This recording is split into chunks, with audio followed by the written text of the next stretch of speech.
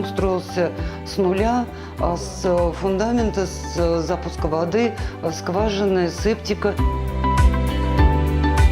Нужно было, чтобы внешний дом был достаточно скромным, а внутри он был вот удобный конкретно для меня.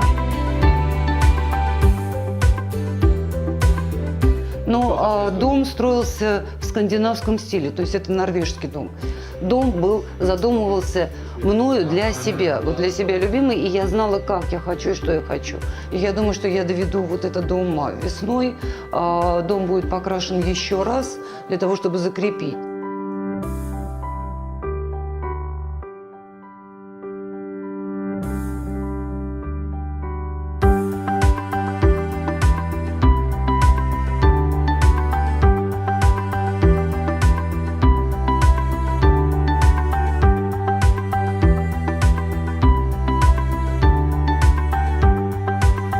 Проводка накладная – это, с одной стороны, продиктовано лично моими страхами.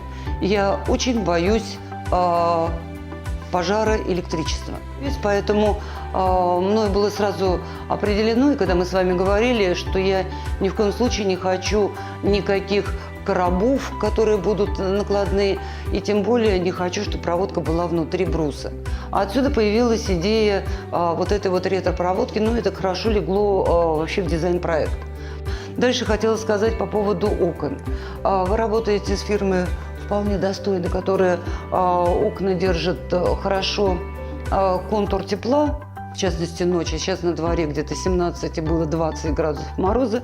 В доме 19 градусов, то есть тепло держит. Конечно, рекомендую всем, и вы обратили на это внимание, это входная дверь, на это деньги стоит потратить. Я очень довольна той бригадой, подрядчики, которые вы выбрали. И это очень достойные люди были по своему отношению к труду и результатам, которые есть. А самое главное, что они были очень комфортны для меня. Они были комфортны для общения, потому что в течение всего лета я наблюдала эту стройку. Мне было любопытно, начиная от того, как заливали фундамент, возводили стены. И на те вопросы, которые я задавала, это вопросы дамы и дилетанта, я получала всегда ответ вот ровно такой, что я была способна понять, что происходит и что люди делают. Вот. Да, еще хотела обратить внимание. Вы знаете, вот сейчас, когда зима и снег пошел, смотрела по крыше.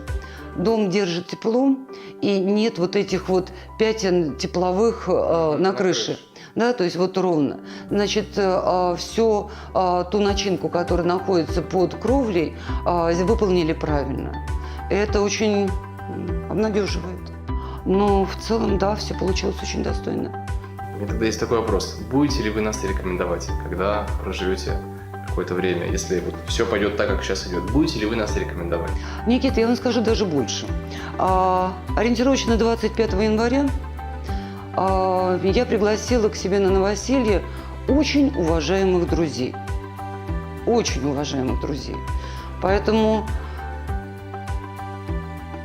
я-то зову для того, чтобы получить удовольствие и от их реакции. Таким образом, я ответила на ваш вопрос. Спасибо очень большое. Уважаемые люди, привет.